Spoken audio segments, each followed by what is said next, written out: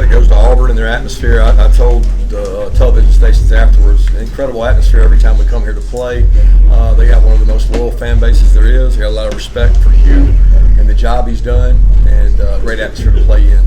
Obviously, we didn't play our best game today, but we're a very resilient team. Proud of the way we competed, and we got to continue to get better. I mean, that's the most important thing for our team. So, a lot of things we did wrong, a lot of things we did well, but we're not going to get where we want to go if we don't get better. So that's the biggest thing. What you talking about for the game, Coach? Proud of them. Resilient as hell. Competed. The leadership of this team has shown for me twice. And, you don't know how many times you're going to be able to do that. When you turn the ball over and you give people extra possessions, you just can't do that. Good football teams don't do that, and good football teams don't let people run the ball on you for 200 yards. That's one of the things that we knew they could do well.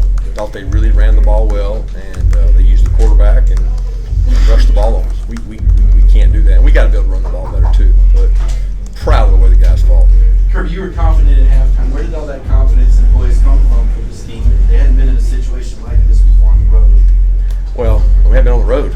I mean, so it's like in the SEC, I don't think people respect playing on the road in the SEC as much as I do. Being an SEC player, a veteran of this league, it is really, really hard to win on the road. I mean, all you guys see is one versus whoever or new program. It doesn't matter when you play in a rivalry game. The passion and energy is there. It's hard to win on the road in this league, and we won, but we got to get better. Back in Bowers in the fourth quarter there, you see Beck grow up and you see Bowers do what Bowers does. Bowers did what he does. I mean, the guy's amazing. It's a wonder why you just don't go to him every play. People know he's there. Try to find creative ways to find him the ball, and we need guys around him, and they have. I mean, Dejon stepped up. Ladd made plays today for a guy that didn't practice much all week. He made some plays. Rara made a hell of a conversion. Speed out off of a corner. Cat. I mean, there's a lot of guys make plays. We need more playmakers around Brock so that people can't isolate him. But I thought Carson played better in the second half, and I never felt like he was rattled. And that was the concern coming in is, would he be rattled by this environment? You mentioned Ladd there. How big was it to get him back, and what were your first impressions? Well, for what he practiced, I thought we got way more out of him. And, I worried about him being a little rusty, and he's so confident. He played great in the stadium the last time he was here, if you remember, and he made some big conversions today, and all I can do is hope that there's no setback from this so that he can continue to get better. Coach, you're normally very calm and composed, but at the end of the game, I saw you were amped up. So we have W3 or Visor into the stand of the fans. Just how much did this win mean to you to have this win on the road and the way your team fought to the very end? They all matter. Like, they all feel good. I mean, we put so much into this. I mean, 16, 18-hour days for 5, 6, 7 days. These kids work really hard. There's a lot of build-up. And then when you have a situation where you're behind, I don't know how many times, I feel like we're behind the whole game, and you come back and win on the road, it says something about your team and your character. Nobody panicked, and I don't know how good a team we got. I really don't. I don't sit here and proclaim that we've got some unbelievable team, but I do think our team believes in each other. We connect. We step up when we need to step up, but we can't keep turning the ball over.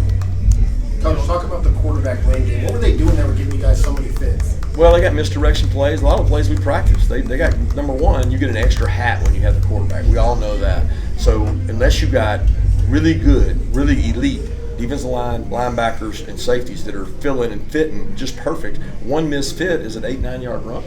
And in the past, we haven't struggled with that kind of run game.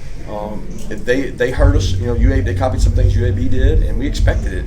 That's what's disappointing is like you expect it and you don't stop it. So we got to help our players, and we got to get better on defense. Kirby Smart and JDJ had back-to-back stops in the 1 yard at your 12-yard line. How big was that for those guys to make those stops in 3rd and 4th and 1?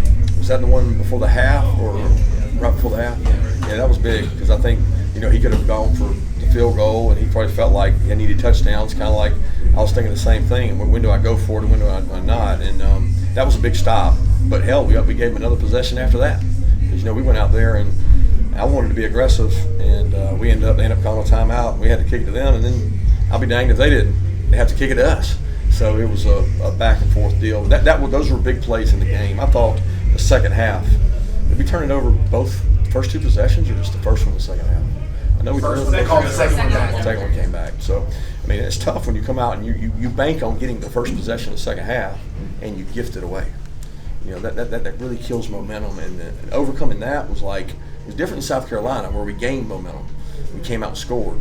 We lost momentum in the second half in this one. So, you just can't keep doing that. Woodring's kicks. Yeah, big, man. I mean, we've been putting a lot of pressure on him in practice, but I don't know that simulates it. There's nothing that simulates what he had to do today. And I told the team after the game, he begs to do the pressure kicks in practice, and he made them in the game. So I think the kid's got something special to him. Coach, 8 for 10 on third down. What was the key to the third down success today? Unbelievable job by offensive staff. I mean, unbelievable job. You go 8 for 10 against air, it's incredible, okay? Because it's hard to do that. In our league, with the defensive players they've got and rushers, they had a good plan. Did an incredible job. I told the defense the halftime stats after the game. I was like, hey, guys, we're unbelievable on third down. I think we're 3 of 6 on our offense. And I was wrong because it was 8 of 10 by the end of the game. And we take a lot of pride in third down and red area being elite in the country. And our offense is kind of starting to create an identity of being good at that. This is the second time, and I'm sorry if you've answered this, this is the second time in I think 2 years that y'all lost a turnover battle by 3 and still won the game. Not supposed to do that. You know, I mean, that means we must have won the explosive, but I don't know if we won that. But the explosive has been a greater indicator than the turnovers, as Seth knows. And it's one of those deals that we can't do that. We had 3.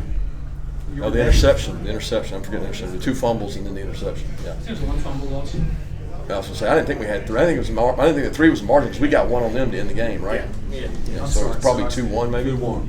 Yeah, that is definitely not 3. Speaking of one of the game, what was your reaction when 2-4 came down with that? Say what? Speaking, what was your reaction when 2-4 came down with that? Get down. Like the national championship. I knew we could end the clock, and he's flinging the ball around trying to return it. And, you know, this goes back to the last time that happened here. You bat it down on 4th down, but he picked it.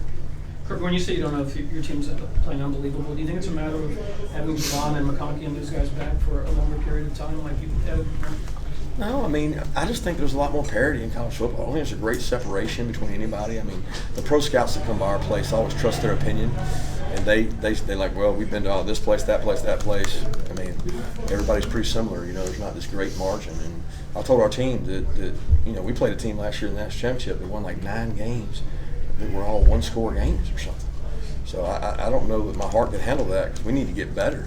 But we're going to play teams as good or better than Auburn, and we got to get better. Kirby, you lined Brock up in the backfield one time and converted a third down run. I mean, I know you're not an individual award guy, but do you think he belongs in that conversation as far as the Heisman Trophy?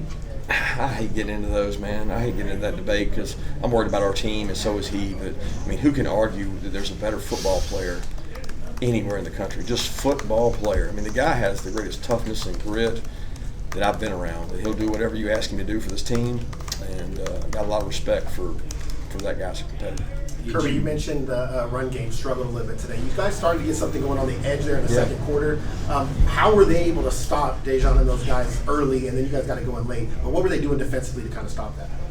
Well, they strike blockers. Ron Roberts, defense coordinator, is going to be. I mean, they're going to do a great job here. He does multiple defenses. He plays 3 down, 4 down. They play physical. They strike. I mean, he did a good job. Played really hard. We left some plays out there. Now we had some plays that they didn't always stop us as much as we stopped ourselves. The turnovers and some self-inflicted wounds. But we did run the ball well in the perimeter. I thought the fastball helped take the crowd out of it at times. I mean, look, to have a quarterback that's never started, go on the road at Auburn, and not have a procedural penalty or delay a game, pretty remarkable. I mean, to do what they did. I thought we handled that really well. We didn't shoot ourselves in the foot with penalties. Did you catch Kentucky, what they did to Florida today, 300-something yards rushing? You got them next. They're undefeated. Yeah, that's Mark Stoops' team. They're going to be physical. He's a defensive coach. They run the rock. I've always said our kids are the most sore they've ever been after playing Kentucky, and it was that way last year. It was a bloodbath last year up there, and it'll be the same way. I have so much respect for the way his team plays, and the back they got, I heard that he's playing really good. I didn't know anything about today, but the back they got from Vandy is a great player. Right now, it seems like your team is a second-half team. It's just something about the first half. So what can you do to kind of make them a full fourth-quarter team? I wish I had the answer to that, Allison. Can you help me? Because we're trying. We're trying, but I don't think we started poorly. I really don't. I think we finished well, and we have started games well. It's not a consistent poor start. I mean, did some things well today on defense early. We moved the ball on offense well early, but at the end of the day, we score more points in the second half. Kirby, you mentioned you said you feel like Carson was never rattled. I mean, how did you see that on the sidelines in the huddle in the second half as you were trying to come back in the thick? I mean, what do you mean see it? I mean, I talked to the kid. He's great. He's never flustered. I told y'all he's like that. He's a calming voice out there. I mean, he got rid of a couple balls. He took off and ran a couple times when he needed to, and the closest he came to putting us at risk was when somebody didn't do their job in the front, and he almost got sacked. He tried to throw it away there on our sideline, and the kid should have picked it. But at the end of the day, Carson's a competitor. I've seen Carson do this since high school. He's got the right makeup. 2 90-plus yard drives on offense. What did you learn about your offense on those long extended drives? They can be really good when they execute. It's just hard to execute for 10 and 12 plays. You have to have explosive and catch a 5-play with a 60-yarder, a 6-play with a 30-yarder. You got to catch some of those, and we're missing those. We missed Delp down the middle today early, and that was an explosive play. And we had a couple that I thought were really close to PI on Brock for an explosive, but they did a good job defending them. I mean, they got a couple PI calls that advanced them, and we missed out on a couple. And I can't argue with the call; it was judgmental, but we need some of those to hit. Kalen Everett saw a lot of action. How do you evaluate his play? He's getting better. He's getting more confidence. He and Julio are having a great battle. I think Julio practiced really well this week, so he played some more, and they continue to get better, and Kamari does a good job for us. When Ladd came in, was there any type of rep count or anything on him, or was he a full go from the start? Well, I mean, full go, but he can't play every snap. I mean, you don't practice. You can't go out there in that heat and play. So it was a situational deal. We were going to put him in and do some run plays with him put some pass. I mean, third down, he was big. He runs certain routes really well, and we're going to use him as freely as we needed. Let's take 2 more questions. Coach, I think you only had 4 possessions again in the first half. Is that something you guys are talking about, maximizing those first half possessions? I know we don't get a few. I mean, we don't talk about maximizing them, but we work all week to maximize them. It's not like we go, let's minimize this possession. Like everybody wants to maximize their possessions. There's not enough of them. And if you don't get 3 and outs on defense, you're probably going to have some of those. I'm disappointed in our run defense. Like, we didn't stop the run well, but you know what? They're physical, and they have 3 and 4 backs in the backfield, including the quarterback. So that's as hard as you'll see running the ball. What I'm disappointed in is we got a 3rd down, we play man-to-man, and a guy's got the quarterback, and he leaves, and the quarterback runs, and we had him backed up. Well, that cost our offense 40 yards of field position. Those are the hidden yards that you just can't do. You can't give them gifts, make them earn things, and we didn't always do that. Last question. Thanks, guys. Okay.